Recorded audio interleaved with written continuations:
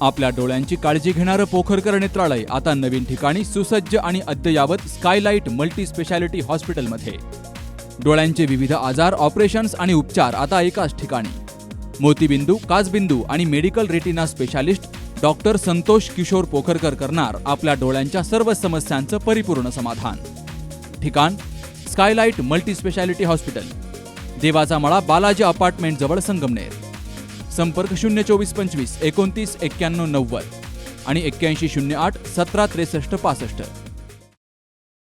अकोले येथील शिवछत्रपती बसस्थानकामध्ये आज नवीन जिजाऊ बस दाखल झाल्या.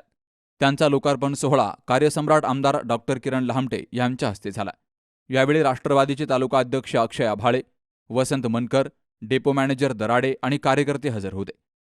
मागील काही दिवसांपूर्वी नवीन 10 बसेस अकोले आगाराला मिळाल्या होत्या आणि आता नवीन जिजाऊ बस आज दाखल झाल्यात.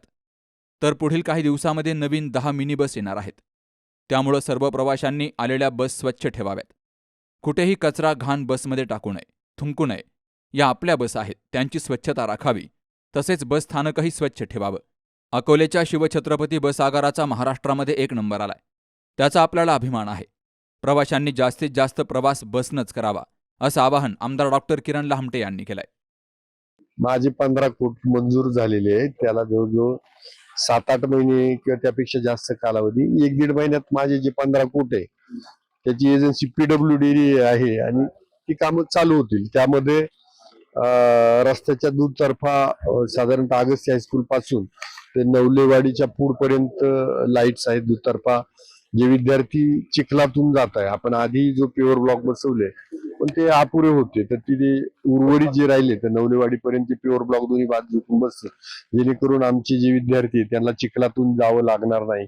कारण जे काही विदारक चित्र मी 2019च्या आधी पाहिलं होतं ते बदलत येते. आता अजून बदलतंय. इकडं शेकेवाडीच्या पुढपर्यंत आम्ही दोन्ही बाजूनं लाईट्स लावणार आहे. इकडं खाली पथदिवे नदीच्या बाजूला पण पुलापर्यंत लावतोय, तहसीलच्या रोडला पण लावतोय, महालक्ष्मी रोडला पण लावतोय आणि प्युअर ब्लॉक पण बसवतोय. तर अशी कामं होणार आहे. आणि बाकी अजून ते बाजार तर अजून मी लोकार्पण नाही केलं, ते सुस्थितीत होतं, परंतु तिथं पाहिलं असेल या नगरपंचायतचं लक्ष नाही.